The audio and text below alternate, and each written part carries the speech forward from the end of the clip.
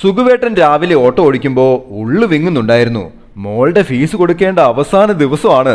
അതോർത്തതും മോളുടെ കോള് വന്നു. കാശ് റെഡിയായെന്ന് നുണ പറയേണ്ടി വന്നു. വൈകുന്നേരം കോളേജ് കൗണ്ടറിൽ ചെന്ന് ഫീസ് അടയ്ക്കാനുള്ള കാശ് നീട്ടി. ഓഫീസ് സ്റ്റാഫ് ഫീസ് വാങ്ങി എണ്ണുന്നതിനിടയിൽ സുഖുവേട്ടൻ വിങ്ങി വിതുമ്പി പറഞ്ഞു, ഓട്ടോ വിറ്റ കാശാ സാറേ, മോള് പഠിക്കട്ടെ. ഓഫീസ് സ്റ്റാഫ് വിഷമത്തോടെ അത് കേട്ടെങ്കിലും ക്യാഷ് എണ്ണി നോക്കി പറഞ്ഞു, ചേട്ടാ 1000 രൂപ കുറവുണ്ടല്ലോ. സുഖുവേട്ടൻ നിസ്സഹായനായി കൈമലർത്തി. ഓട്ടോ കൂട്ടുകാരൻ കൊണ്ടുപോയെന്ന് വീട്ടുകാരോട് നുണ പറഞ്ഞിട്ട് പിറ്റേന്ന് സുഖുവേട്ടൻ പുറത്തിറങ്ങിയപ്പോൾ ഒരു കോൾ വന്നു.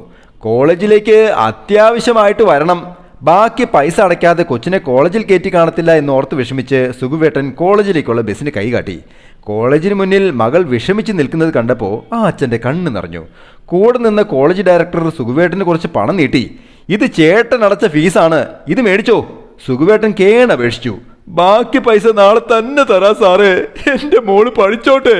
ഡയറക്ടർ സാർ പുഞ്ചിരിയോടെ കൈ ചൂണ്ടിയിടത്തേക്ക് നോക്കിയപ്പോൾ സുഖുവേട്ടൻ ഞെട്ടിപ്പോയി.